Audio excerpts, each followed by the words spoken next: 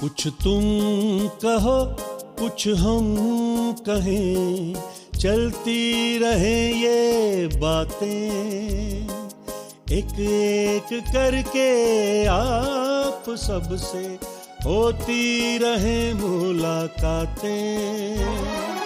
बोलते आईने, बोलते आईने। बोलते आईने की इस श्रृंखला में आप सब सामाइन का एक बार फिर से बहुत बहुत अभिनंदन और स्वागत है, इस्तकबाल है। दोस्तों, इस पृष्ठ में आगे बढ़ूं, मैं आपसे एक गुजारिश करना चाहूंगा कि बोलते आईने के इस यूट्यूब चैनल को आप जल्द से जल्द आप सब्सक्राइब जरूर करें, क्योंकि हर वक्त टाइम टू टाइम आपको youth, art, culture, music, dance, fine arts, literature, human cultural values, इन तमाम से मुतालिक जितने भी मुख्तलिफ सब्जेक्ट्स हैं, आपको हमारी जो वीडियोस हैं वो टाइम टू टाइम मिलती भी रहेंगी। मैं हूं आपका मेजबान सैमसन डेविड, और दोस्तों, जिस तरीके से आपको पता है कि हर शुक्रवार के दिन हम 7 बजे शाम को एक ऐसी शख्सियत से मिलवाते हैं जिसने पूरे हिंदुस्तान ही नहीं बल्कि विश्व के अंदर अपना डंका बजाया है, चाहे वो अपने म्यूजिक से, चाहे डांस से, चाहे लिटरेचर से। तो उसी तरीके की एक बड़ी शख्सियत को हम आज आपके सामने पेश करने जा रहे हैं, और वो है एकेडमिक फील्ड से। और इतना बड़ा नाम है कि उनके परिवार की अगर आप हिस्ट्री देखेंगे तो शायद वो भारत में पहला ऐसा परिवार है कि जिनमें दूसरा टर्म इन वाइस चांसलर साहब का है, और इनके पिताश्री वो भी 2 बारी 2 टर्म्स वाइस चांसलर रहे हैं।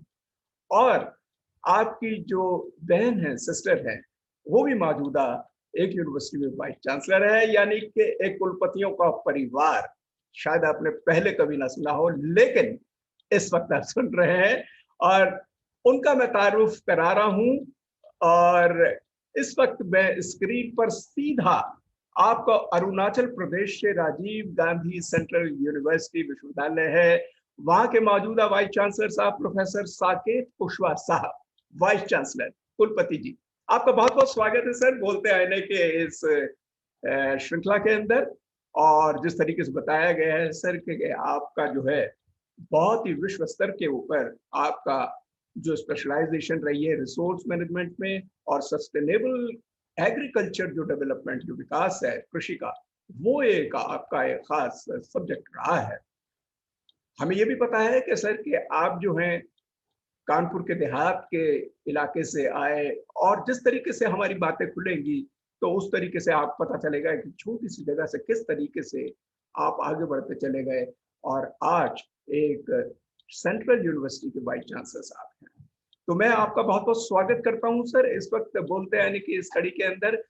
और आज का जो हमारा टॉपिक होने जा रहा है वो बहुत ही खास है, और वो खास टॉपिक है youth agenda for national development, कि हमें राष्ट्र को अपने विकास करने के लिए यूथ यानी युवाओं के साथ किस प्रकार का एजेंडा करना है। तो वो तमाम पॉइंट्स को लेकर हम चलेंगे। तो बहुत बहुत स्वागत है सर, बहुत बहुत इस्तकबाल है आपका इस प्रोग्राम के अंदर।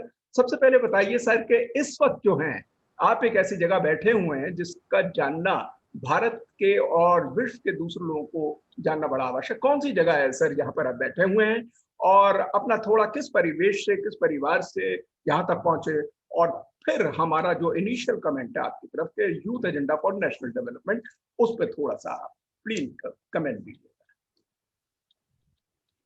धन्यवाद। सुप्रभात। मैं बोलते आईने की तरफ से डॉक्टर सैमसन डेविड जी के माध्यम से सभी परिवार के लोगों को, जो लोग हमसे जुड़े हैं या जो सुन रहे हैं, उन सभी को एक बार फिर से अभिनंदन, वंदन, प्रणाम। और मैं इस समय डॉक्टर डेविड इस समय मैं जुड़ा हूं अरुणाचल प्रदेश से। सुदूर ये अरुण भूमि कही जाती है। अच्छा, ये अरुण और आंचल, अरुणाचल जो है पहली जी, इसकी पहली किरण इसी धरती पे पड़ती है, तो इसके अरुण उदय का ये प्रदेश है। और इसको हम एक्चुअली डॉन लिट माउंटेन, यानी कि जब किरणें पड़ती हैं तो सभी जो पहाड़ी क्षेत्र है वो दमकने लगते हैं एक सुनहरे आभा से। तो इसलिए हम तो डॉन लिट माउंटेन के नाम से भी जानते हैं, डाउन लिट माउंटेन। और ये डाउन लिट माउंटेन, और ये ईटानगर से 28 किलोमीटर दूर कैंपस है, रोनो हिल्स इसका नाम है। और जिले का नाम पापारे, और हमसे तकरीबन 8 किलोमीटर से ही आसाम का बॉर्डर शुरू हो जाता है। उस जगह का नाम है हरमोती। तो हम लोग उस बॉर्डर पे हैं जहाँ पे एलिफेंट कॉरिडोर है, और ये किरणों, सूरज की किरणों से भरा हुआ प्रदेश। पिछले 50 दिनों से हमारे यहाँ बारिश हो रही है, लैंडस्लाइड हो रही है, तकलीफों का एक दौर जारी है। उसके ऊपर पैंडेमिक की भी एक इश्यू है, लेकिन इन सब के बीच में भी प्रगति के सारे रास्ते खुले हुए हैं। तो आज का जो आपने एजेंडा बोला है, आपने जो एजेंडा तय किया है बोलते आईने के माध्यम से, के बारे में मुझे बस इतना ही कहना होगा कि बड़ी जरूरत है इस प्लेटफॉर्म की। और आप जैसे महान योद्धा मैं बोलूंगा, क्योंकि जब सारी दुनिया हथियार डाल देती है तो योद्धा ही आगे आते हैं, चाहे वो हमारे फ्रंट लाइन वॉरियर्स हो, यानी कि डॉक्टर, नर्सेज, स्टाफ, पैरामेडिकल्स, हमारे सैनिक हो, हमारे बाकी प्लेटफॉर्म के लोग हों। तो आपने सैनिक जैसा ही कार्य किया है, इसकी आवश्यकता है। आपने मुझसे उसके संदर्भ में एक सवाल पूछा कि मैं कहाँ से ताल्लुक रखता हूँ, कहाँ से आता हूँ। तो ये है कि कानपुर देहात में एक गांव है जिसका नाम है रामपुर, और रेलवे स्टेशन का नाम है भीमसेन।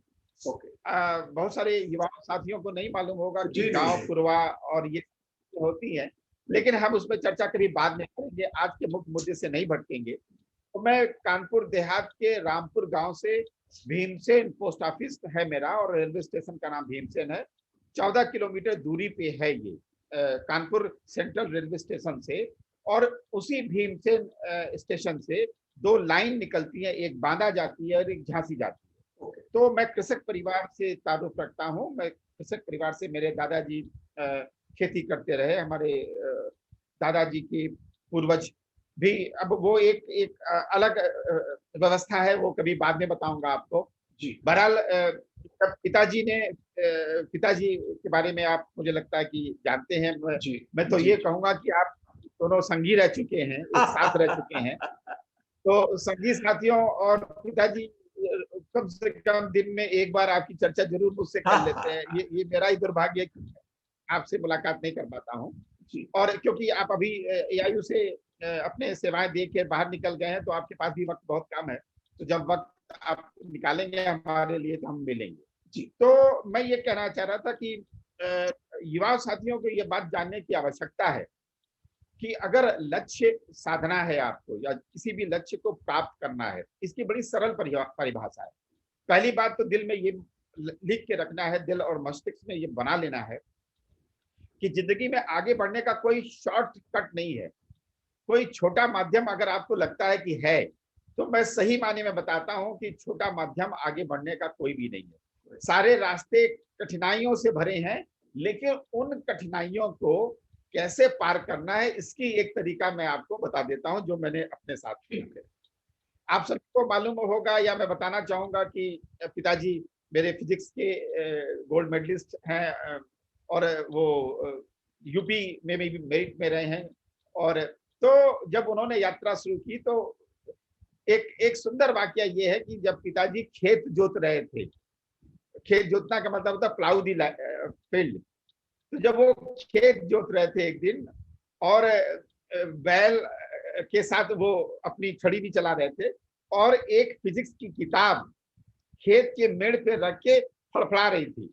मोटी सी किताब हो, गांव का माहौल है, पन्ने, हवा चल रही है तो पन्ने फड़फड़ाते हैं। जी। उस रास्ते से आप अंदाजा लगाइए कौन जा रहा था। उस रास्ते से नोबेल प्राइज जिनको मिला है खेती में, नॉर्मन बोरलॉग साहब जा रहे थे। ये कहानी बड़ी सुनने लायक है। नॉर्मन बोरलॉग साहब, बड़ी बात है।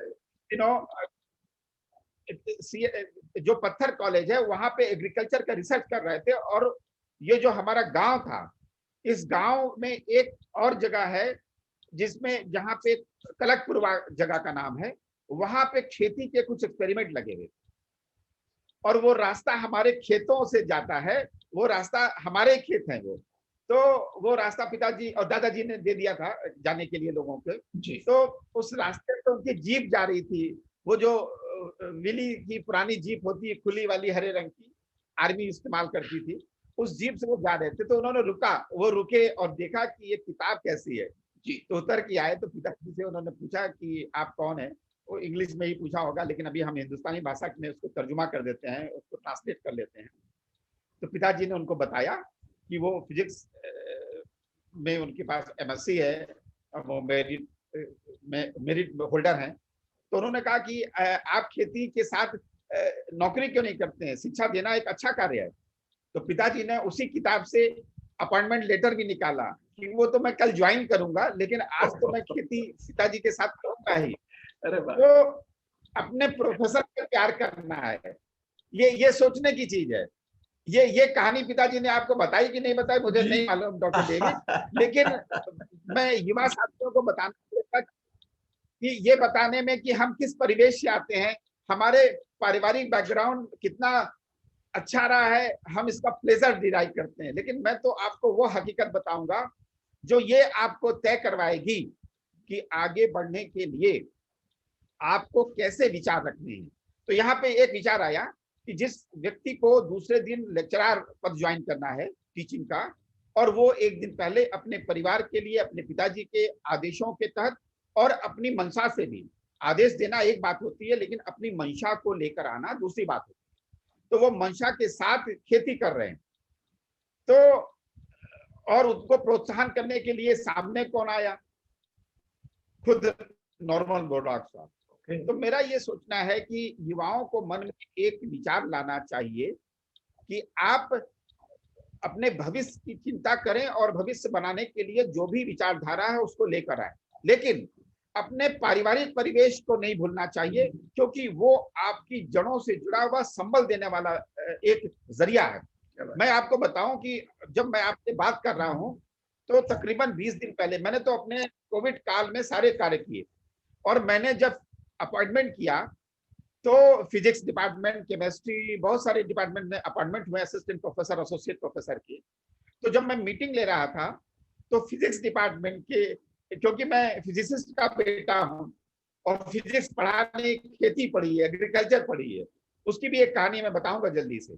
आप सवाल पूछने का मौका डॉक्टर डेविड आप ढूंढ लीजिएगा, आप मुझे छोटे में रखने की कोशिश करिएगा, वरना मैं बहुत बताऊंगा आपको।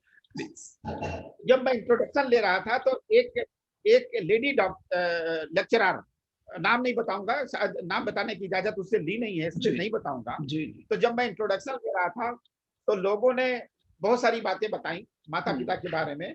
जब इस डॉक्टर का मौका आया तो मैंने पूछा कि पिताजी क्या करते हैं, ये एक नैसर्गिक सवाल है।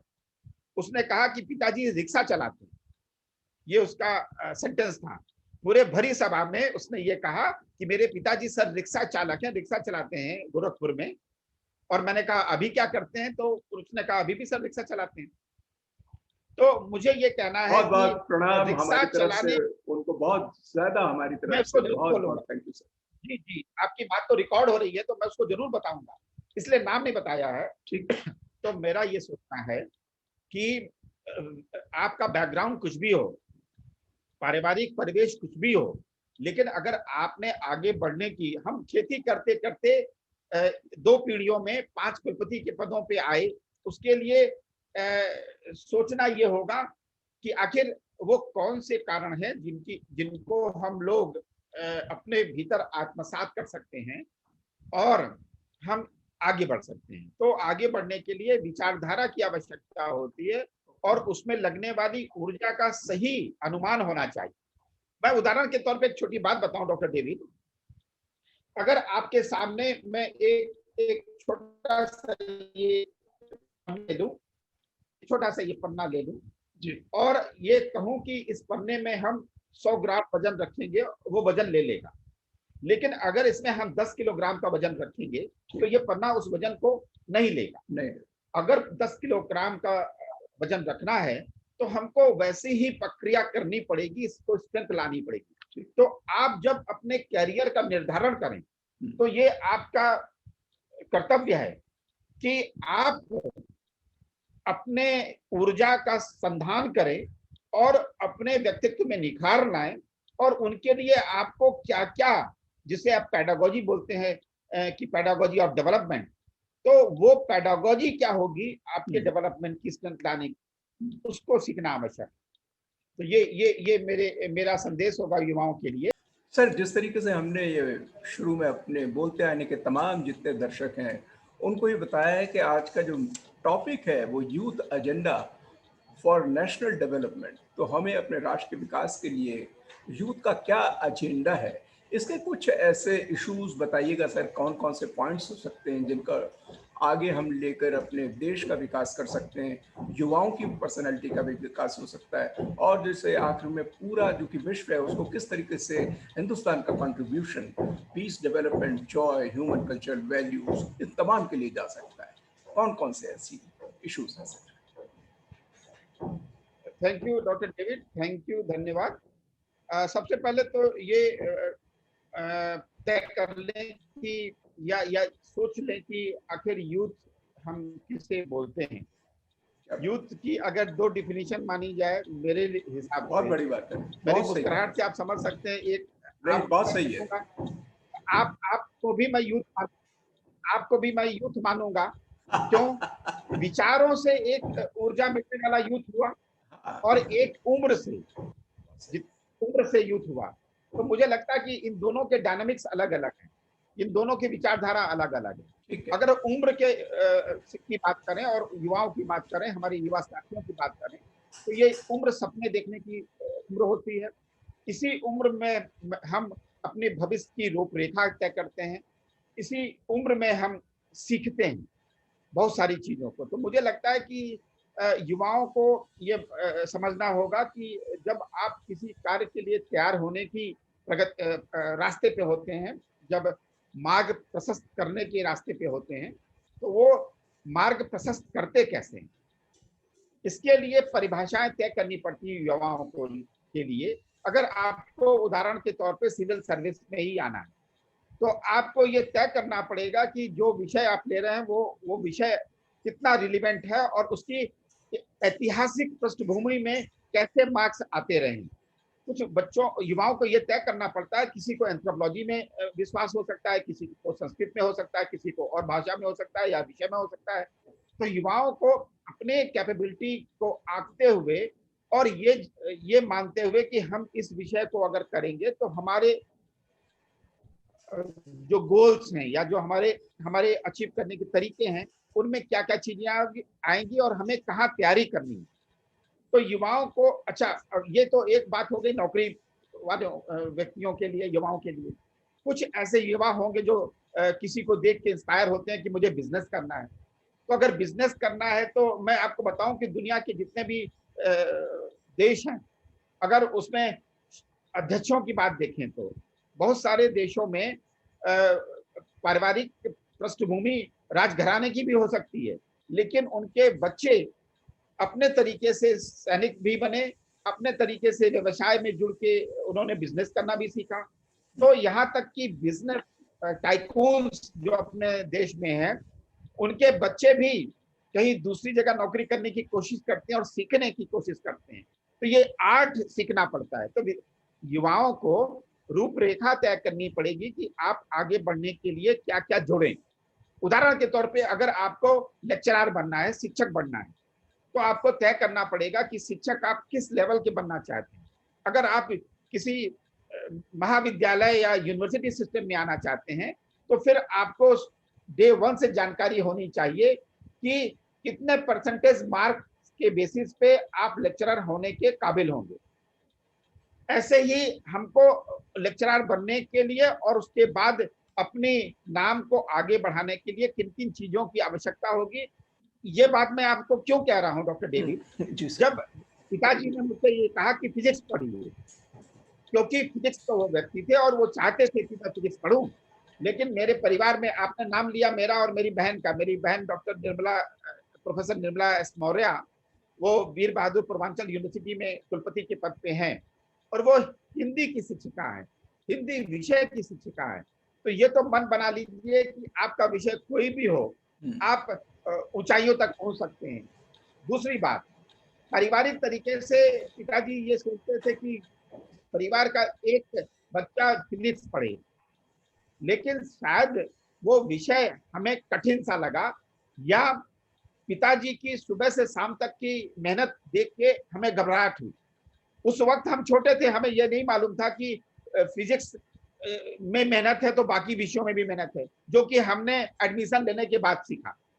तो मैंने कृषि पढ़ने की कोशिश की। तो पिताजी, आपको अंदाजा होगा कि पिताजी के सौम्य स्वभाव से आप परिचित हैं, महात्मा जैसा स्वभाव है, फिर भी उनके दिल को धक्का तो लगा ही होगा। तो मैंने एक वादा किया अपने आप से कि जिस तरीके से पिताजी का नाम है, मैं उस नाम को छोटा नहीं होने दूं, और उसके लिए मैंने उतनी मेहनत की। एग्रीकल्चर की बात अगर करें आप, कृषि जिसका मैं विद्यार्थी हूँ, उसमें 6:30-7 बजे से फार्म की प्रैक्टिसेस होती है एवरी डे, और उन फार्म प्रैक्टिस में हमको 2-2.5 घंटा खेती करनी सिखाई जाती है। तो हमने वो विषय भी पढ़ा, और आपको जान के सुखद आश्चर्य भी होगा और एक सोच भी पैदा होगी कि जब मेरा पहली बार इंटरव्यू ललित नारायण मिथिला यूनिवर्सिटी के लिए हो रहा था, तो मुझसे ये सवाल पूछा गया था कि एग्रीकल्चर इस विश्वविद्यालय में नहीं है और आपका विषय एग्रीकल्चर है, तो मेरा जवाब आप जानना चाहेंगे? मेरा जवाब ये था कि महोदय, जो व्यक्ति खेत को जोत के, यानी कि धरती माँ के प्यार के साथ अन्न उपजा सकता है, वो कहीं भी काम कर सकता है। और शायद यही जवाब महोदय लोगों को और माननीय राज्यपाल महोदय को अच्छा लगा होगा। तो मैं ये कह रहा था कि युवाओं के लिए कितने प्रोग्राम चलते हैं, NSS, NCC, flagship program of government of India, Unnat Bharat अभियान।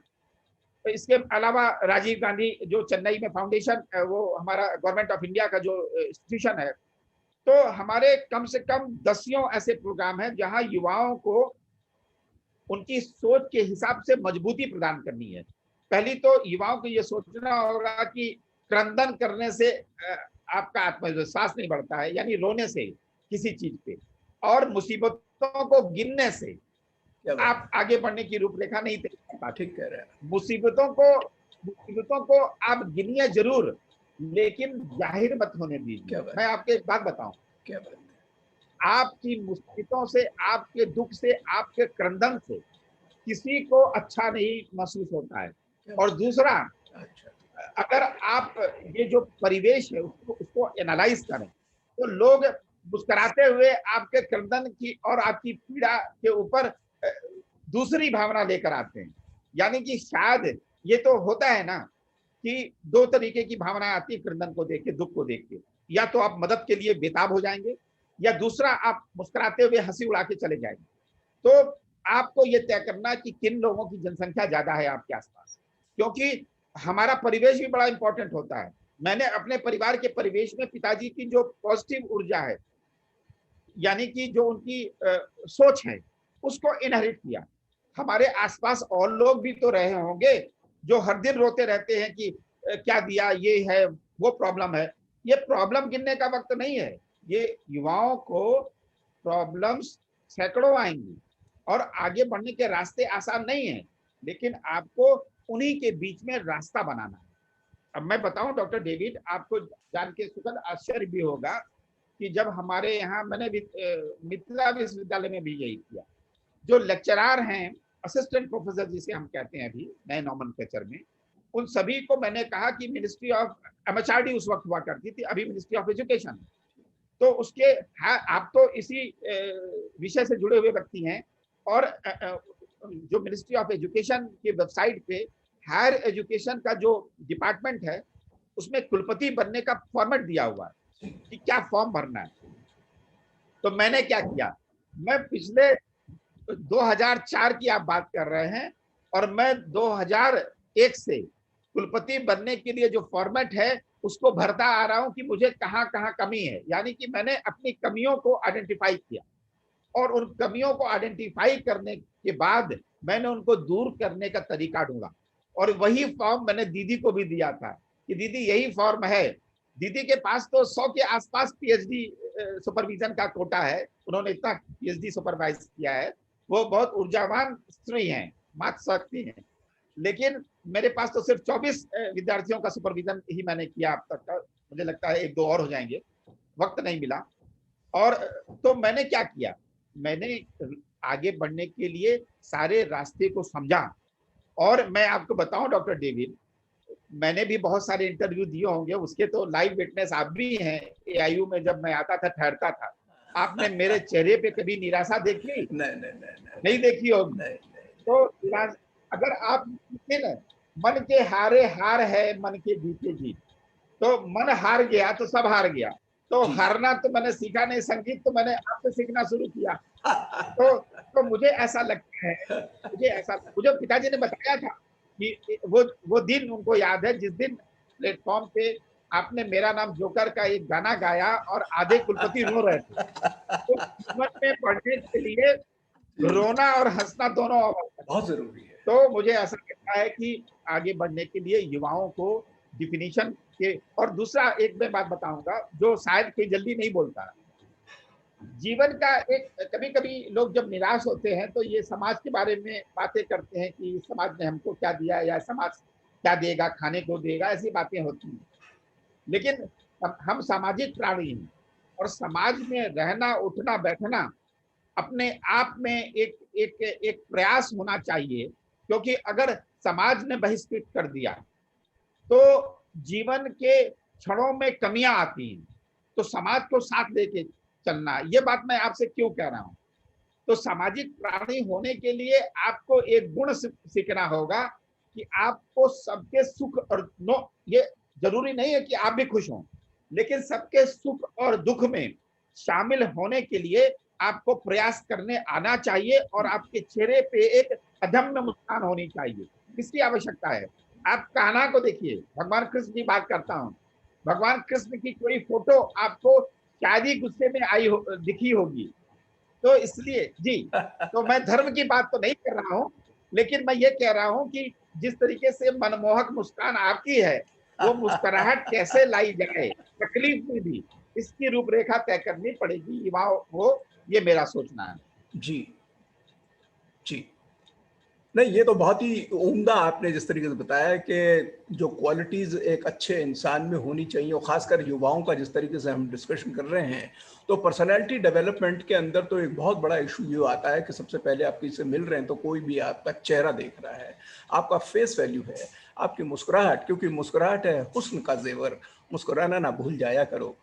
तो ये जेवर जो है, this is an ornament, this is the logo of your personality, ये आपका विजिटिंग कार्ड है, आपका ब्रांड है। जब भी आप किससे मिल रहे हैं तो मुस्कुरा के तो करना ही है हर चीज को। वो तो जिस तरीके से कहते हैं, किसी की मुस्कुराहटों पे हो निसार, किसी का दर्द मिल सके तो ले उधार, किसी के दिल में प्यार, जीना इसी का नाम है। तो ये अच्छा सर, जिस तरीके से हम आगे बढ़ रहे हैं और अब भी हम एजेंडा को कौन कौन सा है हमारा यूथ डेवलपमेंट के लिए, वो देखते हुए उससे पेशतर, क्योंकि अभी आपने बताया कि अपने पिताजी के बारे में, जिनको मैं बहुत ही अच्छी तरीके से जानता हूँ 27-28 साल से, उनके बारे में दो बातें मैं जरूर अपने बोलते जो आईने के नाजरीन हैं उनको मैं बताना चाहूंगा कि हिरोशिमा का, जापान का पीस प्राइज आपके फादर, जो कि 2 जगह के वाइस चांसलर रहे हैं, और रांची विश्वविद्यालय में पहले वाइस चांसलर थे, फिर काशी हिंदी विद्यापीठ के बनारस के वो वाइस चांसलर रहे। अलावा इसके जो एक बहुत ही बड़ी बात है, जो घोषणा मेरे को पब्लिकली इस वक्त बतानी पड़ेगी, कि नोबेल जो प्राइज होता है, विश्व का सबसे बड़ा प्राइज, उसका केमिस्ट्री और फिजिक्स की सिलेक्शन कमेटी जो होती है अवार्ड के, उसके फिजिक्स केमिस्ट्री के चेयरमैन है, ठीक, चेयरमैन। यह हिंदुस्तान के लिए बहुत बड़ा गौरव की बात है, बहुत बड़ी अचीवमेंट है सर, बहुत रेयर कभी हुआ होगा जो हमने सुना। और वो देखने में इतने सीधे साधे, हर रोज का मेरा उनसे कम से कम व्हाट्सएप पे चैट होती है। तो बड़े गुणी व्यक्ति रहे हैं आपके फादर, प्रोफेसर सुरेंद्र सिंह कुशवाहा साहब, जो कि 2 जगह के वाइस चांसलर रहे और एक बड़े छोटे से गांव से आए थे, जिस तरीके से भीमसेन रेलवे स्टेशन तक कानपुर देहात का, और वहां से फिजिक्स का उनको लेक्चरर का बीएचयू में नौता मिला, और वहीं पर रिटायरमेंट के बाद फिर वो वाइस चांसलर बने रांची और फिर काशी। तो ये एक तो बात ये थी। और सेकंड बात सर वो ये है कि जो हम यूथ एजेंडा को लेके चल रहे हैं, अलग अलग मसाइल हैं, अलग अलग प्रॉब्लम्स, इशूज हैं, तो देखिए, एक तो education, employability, hunger, youth empowerment वगैरह वगैरह, शिक्षा है, सेहत है, ये तमाम चीज़ें, और विशेषकर जो न्यू एजुकेशन पॉलिसी अभी जिसकी घोषणा करी थी 29 जुलाई 2020 में, उस पे युवाओं के लिए क्रिएटिविटी और किस तरीके से अपने लिए स्वावलंबी बनना है, ये आवश्यक उस पे दिखाया गया है। तो जागरूक रहना है, जिस तरीके से अभी आपने सब बताया कि युवाओं को किस तरीके से अपने को पहचानना है कि क्या गुण है, उस गुण को उनको डेवलप करना है। और इसीलिए ministry of youth affairs and sports जो है हमारी गवर्नमेंट ऑफ इंडिया के, उसके तहत बहुत सारे प्रोग्राम इसमें लॉन्च किए गए हैं। जिस तरीके से अभी आप कह रहे थे, एनएसएस का प्रोग्राम है, जैसे नेशनल सर्विस स्कीम जो 1969 2 अक्टूबर में गांधी जी के जन्म के दिन जिसका घोषणा की गई थी, और उसके अलावा जो है नेहरू युवा केंद्र संगठन है, NYKS है, और भारत स्काउट्स एंड गाइड्स है, NCC है, ये तमाम जो हमारी ऑर्गेनाइजेशंस हैं, ऑर्गन्स हैं मिनिस्ट्री के या गवर्नमेंट ऑफ इंडिया के, उनकी एक्टिविटीज जैसे rural reconstruction, social justice harmony, disaster management वगैरह, इन तमाम को लेके सर इस पे जो एजुकेशन और एम्प्लॉयबिलिटी का एक बड़ा भारी इशू है सर, इसको आप कैसे इस पे थोड़े रोशनी डाल सकते हैं? एक तो एजुकेशन की जो, और प्रॉपर रेलेवेंट एजुकेशन, बल्कि मैं कहूँगा सर रेलेवेंट एजुकेशन जो होनी चाहिए, कि टेक्निकली उनको साउंड होना है, अपने को पहचानना है किस तरीके से, उनके पास कौन सा गुण है या उनके पास कौन सी ऐसी स्किल है या हुनर है, उसके हिसाब से आगे बढ़ना है। इस पे कुछ रोशनी डालिए सर। बहुत धन्यवाद डॉक्टर डेविड। मेरी आवाज तो ठीक हाँ, आ रही है? आ रही है सर जी। आवाज तो जी। तो मैं ये यहाँ पे ये बताना चाहूंगा कि पहली बात तो जो युवा साथी हैं उनके लिए जो फ्लैगशिप प्रोग्राम के अलावा ये तो जी। प्रोग्राम हो गया उनकी पर्सनालिटी डेवलपमेंट। जी। अब वो कौन सी चीजें हैं? देखिए, आप किसी भी विद्यार्थी, छोटे बच्चे से भी पूछेंगे कि आप पढ़ाई क्यों कर रहे हो, जी। तो वो बोलेगा कि अच्छी नौकरी करनी है। हाँ हाँ। तो यानी कि हम डे वन से देखिए, मैं बताऊं कि अगर मैं ये वीसीशिप ना कर रहा होता या लेक्चरर ना होता, तो हालांकि ये मेरा पैशन, तो मैंने उसके लिए वैसा ही कार्य किया। लेकिन जब मैं छोटा था, तो ये तो बात शायद पिताजी ने आपको बताई नहीं होगी, क्योंकि पिताजी की आदतों के बारे में तो आपको ठीक से मालूम है। वो मालूम ये है कि अगर उनको आप उस जमाने में भी अगर 10 लाख रुपया दे दें कैश, और उनको बोलें कि आप 2 किलोमीटर ट्रेवल करके आ जाएं, तो वापस आने में आपके उनके जेब में 10 पैसा नहीं मिलेगा, वो 10 लाख रुपया बांट के आ जाएंगे। ये उनकी आदतों में है। तो उस आदत की वजह से, इस आदत की वजह से हमारी फीस जमा नहीं हो पाती। आपको मैं बताऊं कि हम सब किसी कॉन्वेंट विद्यालय से पढ़ के नहीं आए। ये शायद बहुत लोगों को आजकल बड़ी गलतफहमी है कि बड़े बड़े कॉन्वेंट और पब्लिक स्कूल में पढ़ने से बड़ा नाम होता है। जी जी। हम लोग जिस विद्यालय से पढ़े हैं उसका नाम है गोपी राधा कन्या पाठशाला। ओके। गोपी राधा कन्या पाठशाला, जिसकी फीस उस वक्त 25 पैसा 1 रुपया हुआ करती थी। क्या बात इस रेंज में हुआ करती। वाह वाह वाह। तो 4 बच्चे वहां पढ़ते थे। हालांकि हम 5 बच्चे हैं, लेकिन मेरी एक बहन गांव में ही रहती थी। जरा आप अंदाजा लगाइए कि पिताजी ने अपने पिताजी को खुश करने के लिए एक बेटी को गांव में ही रखा था। तो मैं ये बताना चाह रहा था कि हम लोग जब स्कूल में पढ़ते थे, तो इतनी फीस भी नहीं होती थी कि पिताजी 2.5 रुपया 3 रुपया दे सकें स्कूल को, क्योंकि वो अपने इन पैसों को जरूरतमंदों को बांट दिया करते थे। शायद भगवान ने उसी का आज ये फल दिया है। अगर ईश्वर, अल्लाह, भगवान, किसी को भी आप भगवान को मानते हो, तो भी आप ये माने कि ऊपर वाला सबका हिसाब रखता है, और ये बात हमें बताने की आवश्यकता नहीं। ठीक कह रहे हैं। लेकिन तो हमारे नाम कट जाया करते थे। तो कुछ वाकया तो ऐसे हैं कि हम नंगे पांव एग्जाम के पहले हम पूजा करने गए और हमारे जूते चोरी हो गए। तो हम नंगे पांव इम्तिहान देने गए, तो प्रिंसिपल मैडम ने बड़ा पीटा और बाहर रख दिया। तो मेरी मम्मी झोले, उस वक्त पॉलीथीन नहीं होती थी, कपड़े का झोला होता था, तो कपड़े के झोले में अखबार में लपेट के हमारे पुराने जूते लेकर आई, तो हम लोगों ने पहना और भीतर गए। तो ये तो कहानी है, ये बताने के लिए। ये कहानी सभी को जानने की आवश्यकता इसलिए भी है कि पब्लिक स्कूल में पढ़ के अगर आप पदों पर पहुंच जाएंगे तो ये विचार बड़ी मिथ है। ठीक कह रहे हैं। ये मिथ है, तो इसको समझने की आवश्यकता है। और आप जानते हैं कि मैं तो अफ्रीका में मैंने 14 वर्ष कार्य किया। अब पिताजी की आप बात कर रहे हैं, तो युवाओं को देखिए अपने अगर आपको नौकरी करनी है या व्यवसाय करना है, तो व्यवसाय आपके इंटरेस्ट का होना चाहिए। अब मैं जो बताते बताते डाइग्रेस कर गया कि जब हम छोटे थे और जब हमने एग्रीकल्चर के बारे में सोचा, या एग्रीकल्चर के बारे में तो बाद में सोचा, लेकिन मैं विद्रोही स्वभाव का व्यक्ति हूँ। अच्छा, तो मैंने क्या किया, जब जी, ये ये ये ये ये ये बात बहुत जानने की है। जी जी जी, तो मैंने क्या किया कि मैंने बचपन से ही बहुत सारे एक्सपेरिमेंट कर डाले। युवा साथी 20 वर्ष की उम्र में पिता और माता का सहयोग लेके अपनी पढ़ाई करे, तो उसको एक बार फिर से इवैल्यूएशन करना चाहिए। मुझे लगता है कि यही परिभाषा हम बच्चों को सिखा नहीं पाए, या सिखाने में कहीं पीछे रह गए। ठीक कह रहे हैं। कि अपने मैं आपको बताऊं, पिताजी तो विदेश जाते रहते थे अपने छोटे भाई के इलाज के लिए, उनको धन की आवश्यकता थी। वो भी एक युवाओं का डायमेंशन, वो मैं बताऊंगा आपको। तो हुआ ये कि मैंने ये सोचा कि पिताजी के पैसे से मैं स्कूटर क्यों चलाऊं। ये पिताजी जब विदेश जाते थे तो उन्होंने मुझे चेतक स्कूटर दिया था, तो मैं साइकिल से चलता था। किसी ने मुझसे पूछा कि गाड़ी स्कूटर भी है और पैसे भी हैं, पिताजी विदेश में है, तो मैंने कहा वो मेरी कमाई नहीं है। जिस दिन मैं कमाई करने लायक हो जाऊंगा, उस दिन गाड़ी भी लूंगा, स्कूटर भी लूंगा, अपने पैसे से तेल भी भराऊंगा। तो मुझे लगता है कि 11-12 साल की उम्र से मैंने कोई धन पिताजी से नहीं लिया। मैंने अपनी फीस खुद जमा की, अपनी पीएचडी की भी डिसीजन मैंने लिया, फीस जमा की, सारा काम मैंने अपने स्कॉलरशिप से किया या अपने कमाई से किया। तो बताना इसलिए आवश्यक है कि ऐसी अगर मैं कुछ कहानियां आपको बता दूं तो आपके आंखों से अभी आंसू आ जाएंगे। उदाहरण के तौर पे, एक युवा, मेरे पिताजी की उम्र जब मैं करीब 7-8 साल का होऊंगा, मेरे छोटा भाई 6 साल का था, हम दोनों को बुखार आ गया।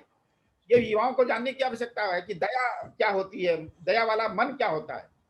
तो हुआ ये कि वो हमें साइकिल से लेके, अगर आपको पुराना घर याद हो रहा होगा, तो वो ढाल से उतर रहे थे, जो स्लोप है, साइकिल से। तो हुआ ये कि एक हमारे पड़ोसी, इनके करीब 6 बच्चियां थी और 2 बच्चे थे, 8 लोग थे परिवार में।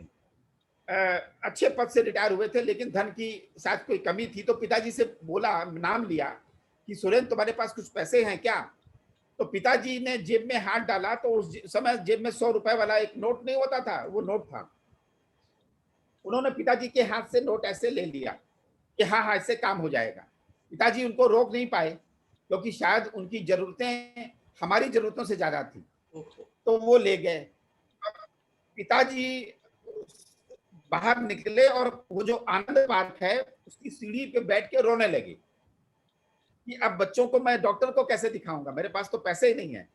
तो मैं उस छोटे उम्र में पिताजी को सलाह दी मैंने, छोटी में बड़ी बात है, कि पापा आपके एक दोस्त जो है रेलवे स्टेशन के पास रहते हैं, वो तो डॉक्टर हैं, वो तो पैसे भी नहीं लेंगे, लेकिन 6 किलोमीटर, लू का महीना था वो, धूप का, तो हमने गमछा बांधा हुआ था और साइकिल से पिताजी 6 किलोमीटर दोपहर को 2 बजे लेके गए। तो यानी कि ये मैं क्यों बता रहा हूं आपको, इसलिए बता रहा हूं कि आपका हृदय दूसरे की जरूरतों के लिए संवेदनाओं से भरा होना चाहिए। अगर ये हृदय और ये सरल व्यक्तित्व आपका है, तो ऊपर वाला आपके बढ़ने के रास्ते खुद तलाश लेता है। और मेरा इलाज उस अस्पताल में हुआ जी। तो आप अंदाजा, और ये बात क्यों बता रहा हूं कि वो जो अस्पताल के मालिक थे डॉक्टर एनपी सिंह, उन्हीं की पुत्री से मेरा विवाह हुआ है। ओह, excellent, this is beautiful। तो अरे वाह वाह वाह। डॉक्टर एनपी सिंह के दिल में तो आया होगा कि ये गरीब लड़का है, मेहनती सा लगता है, तो उन्होंने सोचा तो होगा। मेरा कहने का ये मतलब है कि हर युवा हृदय एक मानव संवेदनाओं से भरा होना चाहिए और मदद के लिए एवर रेडी होना चाहिए, तो उसकी मदद अपने आप होती है। हाँ, प्रयासों की कमी नहीं होनी चाहिए। कुछ लोग तकदीर का रोना रोते हैं कि मेरी तकदीर ऐसी है। मैं बताऊं, कि अगर तकदीर के बारे में सॉरी आपको सब मालूम हो गया होता तो फिर कुछ करने की आवश्यकता क्या होती। यानी कि तकदीर का काम और आपके अपने तकदीर का निर्माण आप ही के हाथ में है। इसलिए आप व्यक्ति को प्रारब्ध के बारे में भी सोचना चाहिए, यानी कि हम तकदीर क्या लिखी है ये नहीं मालूम है, इसलिए प्रयास कर रहे होंगे, ये जानना आवश्यक है। जी जी जी जी सर, जिस तरीके से बातों बातों में आपने बताया कि आपने विदेश में भी काम करा, मैं जहाँ तक समझता हूँ नाइजीरिया में आप शायद वहाँ पर यूनिवर्सिटी जो थी वो उस यूनिवर्सिटी में अबू बकर ताफा बालेवा यानी ATBU नाइजीरिया में आपने काम करा, वहाँ पर पढ़ाया, BA के बच्चों को, PG के, PhD तमाम लेवल के वहाँ पर स्टूडेंट्स को आपने पढ़ाया। पहले तो मैं ये आपसे रिक्वेस्ट करूँगा सर कि नाइजीरिया के जो यूथ हैं वहाँ के अपनी मसाइल, अपनी प्रॉब्लम्स, इश्यूज होंगे, भारत में हैं और एक विश्व के हम पटल पे हम देखते हैं युवाओं की एक कॉमन कुछ ऐसी प्रॉब्लम है और नाइजीरिया में किस तरीके की ऐसी रही इश्यूज वहाँ के जो आपने आइडेंटिफाई करे, जो कुछ बता सकते हैं। पहली बात तो डॉक्टर डेविड मैं बताऊं कि ये जो यात्रा है 14 वर्ष की हमारी अफ्रीका की, उस यूनिवर्सिटी का नाम है अबूबकर तफावा बलेवा यूनिवर्सिटी। तो सर अबूबकर तफावा बलेवा स्वतंत्र नाइजीरिया के पहले प्राइम मिनिस्टर थे, उनके नाम पे ये यूनिवर्सिटी है। बाउची एक जगह है, वहां पे है। वैसे 5 यूनिवर्सिटी उस कंट्री में है जिनको फेडरल यूनिवर्सिटी ऑफ टेक्नोलॉजी बोलते हैं। फुटा, ये फुटाप थी, फेडरल यूनिवर्सिटी ऑफ टेक्नोलॉजी बाउची उस जगह का नाम। तो वहां पे 5 वर्षीय कोर्स होता है।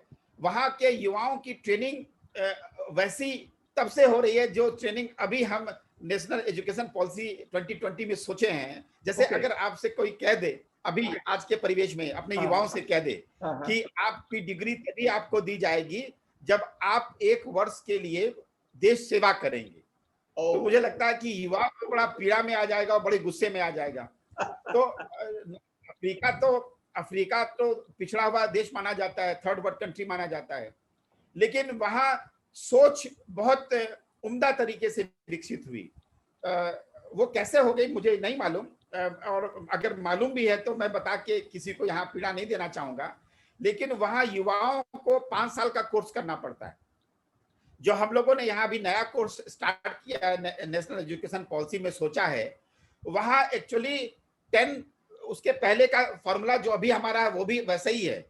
वहां 10th के बाद यूनिवर्सिटी में जाने की इजाजत मिल जाती है और वो 5 साल का कोर्स करते हैं। 100 level first year, 200 level second year, 300 level third year, 400 level fourth year, 500 level fifth year. तो जो वो 4th ईयर होता है, उस 4th ईयर में वो सारे बच्चे इंडस्ट्रियल ट्रेनिंग करते हैं, यानी कि सभी युवाओं को देश भर में जितने ऑर्गेनाइजेशन हैं उन जगह ट्रेनिंग का मौका मिलता है 1 साल का। जैसे हम अपने यहाँ अपने देश में फंड इकट्ठा करते हैं सेस के नाम पे या एजुकेशन के नाम पे, वहां पे आईटी के नाम पे फंड होता है, इंडस्ट्रियल ट्रेनिंग फंड होता है, ITF। वहां से उन बच्चों को हम हर महीने एक स्टाइपेंड देते हैं उस कंपनी को जिस कंपनी में वो काम करने जाते हैं, और वो कंपनी उन लोगों को स्टाइपेंड देती है ITF। तो अगर वो नहीं दे पाती है तो उन बच्चों को यूनिवर्सिटी में आने के बाद हम लोग देते हैं, यानी कि वो फंड हमको मिलता है। तो एक तो ये होता है कि यानी कि बच्चे को पढ़ते समय ट्रेनिंग मिल जाती है। फिर बच्चा जब डिग्री पास कर लेता है तो उसको डिग्री नहीं मिलती है, उसको 1 साल के लिए यूथ सर्विस, जिसको अभी हम लोग NSS वगैरह में देखते हैं, छोटा सा एक प्रोग्राम होता है NSS का, वहां साल भर के लिए बच्चों को यूथ सर्विस करवाते हैं। अच्छा। और उस यूथ सर्विस में भी एक स्टाइपेंड देते हैं। तो बच्चों का विकास का डायनेमिक्स दूसरा हो जाता है। क्या बात है। और बच्चे वहां पे ग्रेजुएशन करते करते, जैसे मैंने इंडिया में किया था, कोई ना कोई व्यवसाय से जुड़ जाता है और कोई छोटा या बड़ा व्यवसाय करने में उलझन नहीं होती है। यानी कि उनको ये नहीं लगता है कि नौकरी ही एक अंतिम पड़ाव है। हमारे यहाँ हमने युवाओं को किसी ना किसी तरीके से ये समझा दिया कि पढ़ने लिखने का एक ही कारण है कि आपको नौकरियां दी जाएंगी। यानी कि सर्विस सेगमेंट को हमने इस तरीके से महिमा मंडित कर दिया कि हमारे यहाँ वो सेगमेंट मजबूत सा हो गया और सभी पढ़ने वाले विद्यार्थियों और युवा साथियों को ये लगता है कि पढ़ने के बाद हमें नौकरी मिलने चाहिए। अब आप जानते हैं कि नौकरियां दो ही तरीके से मिलती हैं, या तो गवर्नमेंट सेगमेंट में है या प्राइवेट सेगमेंट में है। तो आज भी देखें कि प्राइवेट सेगमेंट में लोग जाना नहीं चाहते हैं, तो कभी इसके बारे में भी सोचा जाना चाहिए कि वो कौन से कारण हैं कि प्राइवेट सेगमेंट में जाना नहीं चाहते। एक तो ये हो सकता है कि शायद उसमें धन बहुत कम मिलता हो, लेकिन दूसरा कारण ये भी तो हो सकता है कि आपको मिलने वाला जो दरमाहा है, धन है, उसके ही बराबर काम करना होगा, क्योंकि मॉनिटरिंग बड़ी स्ट्रांग होती है। और ये मेरा पहचाना हुआ काम है। जब मैं बीएचयू में, अभी भी बीएचयू का ही मैं विद्यार्थी हूँ, यानी कि professor in agriculture economics BHU का ही हूँ 2006 से। तो वहां भी जब एक मैंने ओरिएंटेशन प्रोग्राम किया तो ज्यादातर बच्चों ने हाथ उठाया, एग्री बिजनेस के बच्चों ने। जो एग्री बिजनेस पढ़ रहा है, जिसको हम बिजनेस पढ़ा रहे हैं, उसमें से 25 बच्चों में से 22 बच्चे नौकरी करना चाहते हैं। आप एग्री बिजनेस नहीं करना चाहते, और वो भी सरकारी नौकरी। तो उठ के पूछ लिया कि सरकारी नौकरी में ऐसी कौन सी खास बात है? तो उसने कहा कि सर सुरक्षा है, परमानेंसी है। तो आप ये बताइए कि अगर प्राइवेट सेगमेंट में कोई अच्छा वर्कर है तो वो परमानेंट कैसे नहीं है? तो मेरा ये सोचना है कि परमानेंसी के सोच में, देखिए ये तो अपना उत्तम भारत है। यहाँ शुरू से लेके अब तक देखा जाए, ऐतिहासिक और प्राग ऐतिहासिक काल से अब तक देखा जाए, तो सभी को एक साथ लेके चलने की परंपरा, जो हम एक पात्र में रखने की बात है सभी लोगों को, वो करते आए हैं। लेकिन मुश्किल कहाँ हो रही है? मुश्किल ये हो रही है कि हम शायद युवा वर्ग को समझाने में सफल नहीं हो पा रहे हैं कतिपय कारणों से, कि व्यवसाय, अभी व्यवसाय की बात बहुत सारी हो रही है, स्टार्टअप इंडिया की बहुत सारी बातें हो रही हैं। मैं आपको बताऊं, नाइजीरिया में भी हमारे इंटरनेशनल फोरम जो था, वहां पे बहुत सारे लोग आते थे, यूके के, यूएसए के। तो अगर उनको नौकरियां नहीं, ज्यादातर लोग व्यवसाय में थे, कोई कारपेंटर था, कोई दूसरे व्यवसाय में था, कोई ब्रेड मेकिंग में था। तो आपको सभी को ये, हम सबको समझना होगा कि व्यवसाय और नौकरियां ये दोनों एवेन्यूज हैं। और सरकारी, देखिए मैं आपको बताऊं कि आपने फिलिप, एक कंपनी का नाम सुना होगा, नाम मुझे नहीं लेना चाहिए था। वहां पे मेरे एक केमिस्ट्री के टीचर, जो सेंट्रल हिंदू बॉयज स्कूल में केमिस्ट्री के लेक्चरर थे, वो यूएस चले गए थे और वहां पे उस कंपनी में उन्होंने काम किया। और फर्स्ट फोटोकॉपियर जो कलर बनी, तो हमारे गुरुजी के नाम हुज एंड हुज नाम पे वो रजिस्टर्ड है। पेटेंट है कि नहीं है मैं नहीं बता सकता हूं अभी। लेकिन जब वो इंडिया आए और अपनी माताजी को देखने के लिए, ये सोचने की बात है, ये बड़ा इंपॉर्टेंट है सुनने के लिए, तो शायद वो 12 दिन की छुट्टी पे आए थे। लेकिन दुर्भाग्यवश विधाता ने उनकी माता को छीन लिया, वो भी 12वें दिन, जिस दिन उनको जाना था। तो उन्होंने जो परंपरा है उसका निर्वहन के लिए, जो तेरहवीं है और बाकी चीजें हैं, उसके लिए उन्होंने सोचा कि वो अपनी छुट्टी बढ़वा दें। तो उन्होंने जिस भी माध्यम से छुट्टी बढ़वाने की कोशिश की होगी वो मुझे नहीं मालूम, लेकिन जब वो वापस गए तो कंपनी ने उनको काम से निकाल दिया था। यानी कि अगर छुट्टी आपने ली और वो अप्रूव्ड है और आपने बढ़वाई भी, क्योंकि तो उनको निकाल दिया गया। अभी भी वो ठीक है, अभी तो बहुत अच्छी जगह काम कर रहे हैं। पिताजी उनसे मिले भी थे कैलिफोर्निया में जाके, और पिताजी उनके घर में ही रहकर आए थे। उसकी भी एक कहानी है जो बच्चों को सुनना चाहिए, कि निस्वार्थ भाव से सेवा का फल क्या मिलता है, ये भी सोचने की चीज है। और उन्होंने, पिताजी ने किसकी सेवा की, ये भी मैं बताना चाहूंगा। तो मैं ये कह रहा था कि युवा वर्ग को नौकरियों के अलावा भी साधनों को, व्यवसाय को या और भी चीजों को तलाशना होगा। दूसरी, जनसंख्या हमारे यहाँ बहुत है, तो ये युवाओं का देश है। यानी कि जो 25 साल से लेके 38 साल या 40 वर्ष के बीच के लोग हैं हमारे युवा, उनके संख्या सबसे ज्यादा पूरे विश्व में। तो ये तो हमारे लिए अच्छा विषय है। लेकिन अगर हर युवाओं को नौकरी दी जाए, ऐसी परंपरा कैसे हो सकती है? क्योंकि जितने साधन होंगे, हम टैक्स, नौकरियां देने के लिए सैलरी कहां से आएगी? तो ये तो टैक्स से ही आती है। गवर्नमेंट की अर्निंग्स बहुत लिमिटेड तरीके से आती है, तो उसके भी बढ़ने के तरीके हैं। तो मेरा ये मानना है कि युवाओं को अपने आप को इक्विप करने के लिए बहुत सारे प्रयास करने होंगे और नौकरियों के इतर भी जो साधन मिल सकते हैं उसको भी तलाशना होगा। मैं जहां तक समझता हूँ सर, जो आपकी बात का सार मैंने निकाला कि एक तो सुसंगत शिक्षा यानी रेलेवेंट एजुकेशन और व्यावसायिक प्रशिक्षण, ये दो चीजें हैं जो कि रेवोल्यूशन पैदा करेंगी हमारे तमाम युवाओं के डेवलपमेंट में और यूथ एजेंडा जो हम डिस्कस कर रहे हैं। क्योंकि जिस तरीके से कहा कि हम सिक्योरिटी ऑफ जॉब मान के चलते हैं कि गवर्नमेंट की जॉब मिल जाए हम सिक्योर हो जाएंगे, काम करें ना करें, तो एक आम जो की धारणा है वो नहीं है। तो सुसंगत शिक्षा यही है कि रेलेवेंट हो। आज हम दक्षिण कोरिया को देखते हैं, जापान को देखते हैं, जर्मनी को देखते हैं, यहाँ देशों में जो 10th के बाद या हाई स्कूल के बाद वो टेक्निकल एजुकेशन में या ऐसी एजुकेशन में जाते हैं जहाँ से उनका हुनर का डेवलपमेंट हो। जिस तरीके से अभी आपने बताया सर कि साइकिल सही करने में, प्लम्बिंग है या दूसरी चीजें, लेकिन वो एक ऐसे स्केल पे हो जो कि इंटरनेशनल पैरामीटर्स के हिसाब से हो। ये नहीं कि आप कुछ भी आप करने लगे, अपने व्यवसायिक समझने लगे, नहीं, उसको इंटरनेशनल पैरामीटर के हिसाब से सीखना है। क्योंकि आज भी प्लम्बर का, जैसे मैंने बताया, आप बड़े एडवांस कंट्रीज में जाते हैं तो वहां पर एक प्लम्बर जो है वो अपने साथ पूरा बांध के सब कुछ चलता है। यहाँ पर उसके 10 तो इंस्ट्रूमेंट बंधे होंगे यहाँ, तो एक प्रोफेशनल तरीके से करता है। चाहे वो बार्बर है, चाहे टेलर का है या किसी का, एक उसकी प्रशिक्षण ऐसा होना चाहिए, टेक्निकल एजुकेशन या प्रोफेशनल एजुकेशन, जो कि एक जल्दी भी हो और अच्छी भी और क्वालिटी की हो। तो ये तमाम चीजें, एक तो रेलेवेंट एजुकेशन, और जो हमारे एजेंडा के अंदर, तो क्योंकि अब जो प्रोग्राम भी हमारा टाइम खत्म होने वाला है सर, उसमें जाते जाते मैं आपसे यही चाहूंगा सर कि कुछ युवाओं के बढ़ने के लिए, जैसे पर्सनैलिटी डेवलपमेंट का आपने बताया कि बॉडी, सोल एंड माइंड, और मुस्कुराहट के साथ अपना जीवन बिताना है, अपनी फैमिली, अपनी सोसाइटी, अपने देश और अंतर्राष्ट्रीय लेवल पे हमारी युवाओं का जो कंट्रीब्यूशन होना है ऊर्जा का, वो एक बड़ा आवश्यक है। तो ये सारा हमारा यूथ एजेंडा में सब शामिल हो रहा है। तो चाहे वो भूखमरी हो, चाहे अशांति हो या हेल्थ ओरिएंटेड इश्यूज हो, ये तमाम को जो देखना युवाओं को, और आगे जो हमारे ministry of youth affairs and sports जो बनी हुई है उसकी वेरियस एक्टिविटीज या ऑर्गेनम के थ्रू जो है और मजबूत करना है। और कोई ऐसे पॉइंट्स हो सर जो आपके पास इस तरीके से बता सकते हैं कि हमारे युवाओं के एजेंडे में शामिल हो और आपकी तरफ से कुछ एडवाइस मिल सके, कुछ बताइए।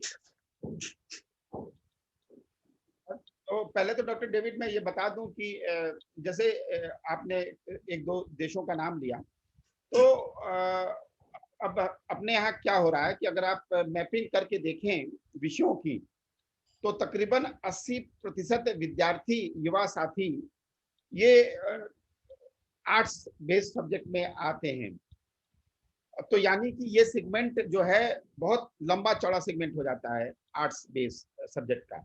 मैंने तो पहले ही आपसे कह दिया कि विषय इंपॉर्टेंट नहीं है, आपकी मेहनत, अगर पहले 10 में आप हैं तो सब जगह रिलेवेंट है, और अगर उसके बाद हैं तो फिर तो आपको वही कंपटीशन लेना होगा। लेकिन आप ये बताइए कि क्या ऐसा महसूस नहीं होता है हमारे युवा साथियों को कहीं ना कहीं कि हम कॉस्मेटिक एजुकेशन की तरफ भी बढ़ते रहते हैं? जैसे कुछ नहीं हुआ तो हमने एक एडमिशन ले लिया, एडमिशन ले भी लिया तो उस पर कम से कम जाना। मैं जब आपसे बात कर रहा हूं तो मैं ये बताना चाहूंगा, जब मैं बीएससी एजी कर रहा था तो 3 वर्षीय कोर्स में 100% अटेंडेंस थी मेरी, 100%, जबकि मैं काम भी करता था और रात में अस्पताल में सोता था, क्योंकि मैंने आपको अभी बताया कि पिताजी विदेश जाते थे पैसा कमाने के लिए कि उनके इकलौते भाई का इलाज हो सके। तो आज मुझे ये पूछना होगा कि कितने सारे युवा अपने भाइयों की इतनी चिंता करते हैं कि बच्चों की फीस ना जमा हो ये मंजूर है, पत्नी के पास जेवर ना हो ये मंजूर है, घर में खाना ना बने ये मंजूर है, लेकिन एक इकलौते भाई का जीवन बचाना है ये उसका फोकस हो, ह्यूमन परिवार वैल्यूज। को। तो मुझे लगता है इसलिए आपके पिताजी को इतना बड़ा अवार्ड जो मिला है जापान की तरफ से, पीस प्राइज जो मिला है हिरोशिमा पीस अवार्ड, क्योंकि वो इंसान है। ये आदमी और इंसान में यही फर्क होता है, आदमी तो सब पैदा होते हैं लेकिन इंसान, हमारे भी 2 हाथ हैं 2 पैर हैं, लेकिन एक आदमी के होंगे, लेकिन इंसान जो है उनको कैसे यूज कर रहा है, आंखों को कैसे, कानों को कैसे यूज कर रहा है, वो इंसान है, इंसानियत, ह्यूमनिज्म। तो ह्यूमनिज्म आपके पिताजी से बहुत सीखने को मिला है सर, और उन्हीं को ही आपने अभी हमें सब कुछ बताया है सर।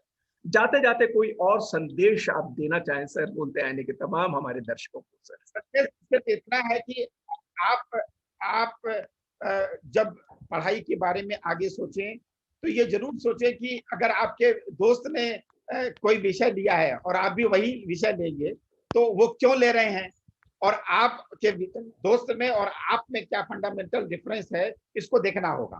तो दूसरी बात, आप अपने रिलेवेंट, आपने कहा रिलेवेंट एजुकेशन की बात, तो रिलेवेंट जो एजुकेशन है वो तो हमेशा से रिलेवेंट ही है, लेकिन दिक्कत क्या है कि हम अपनी रिलेवेंसी उसके साथ जोड़ नहीं पाते। अगर यही एक आर्ट है जो आपको आगे ले जा सकता है कि जैसे उदाहरण के तौर पे अगर बीएससी केमिस्ट्री ऑनर्स के बच्चे के मन में ये आए कि वो मोबाइल रिपेयर की शॉप खोल ले स्किल डेवलपमेंट में, तो ये रिलेवेंसी नहीं हुई। उसको तो ये आना चाहिए कि हम बोरोसिल जैसा या कोई ऐसी कंपनी जैसा ग्लासवेयर कैसे बना। तो मुझे ऐसा लगता है कि इस रिलेवेंसी की भी एक डायनामिक्स है, एक तरीका है, उसको समझना पड़ेगा। तो ये थे हमारे साथ सीधे अरुणाचल प्रदेश से जुड़े राजीव गांधी सेंट्रल यूनिवर्सिटी से प्रोफेसर साकेत कुशवाहा साहब। वाइस चांसलर साहब ने जिस तरीके से बताया कि हमारे यूथ एजेंडा के नेशनल डेवलपमेंट के लिए क्या क्या कार्य करने हैं, तो उनके बारे में हमें सोचना पड़ेगा। और जिस तरीके से अपना उन्होंने पारिवारिक परिवेश की किसी छोटी जगह से वो आके और 2 जगह के वाइस चांसलर रहे, उनके फादर भी 2 जगह के वाइस चांसलर रहे और उनकी सिस्टर मौजूदा अभी वाइस चांसलर हैं। तो कुलपतियों का परिवार, और आपसे जो हमको संदेश मिला है कि किस तरीके से शिक्षा, स्वास्थ्य और जो दूसरे मसाइल हैं उनको संभालना है, और व्यावसायिक तरीके से अपने को किस तरीके से निपुण बनाना है, और सुसंगत जो शिक्षा है और जिसका प्रशिक्षण चाहिए हमें व्यावसायिक, उसका आपने बहुत अच्छी तरीके से विस्तार से हमें बताया। बहुत बहुत शुक्रिया सर आपका इस वक्त, और बोलते आने के तमाम जितने भी हमारे दर्शक हैं उनकी तरफ से आपको इस प्रोग्राम में आने का बहुत बहुत धन्यवाद।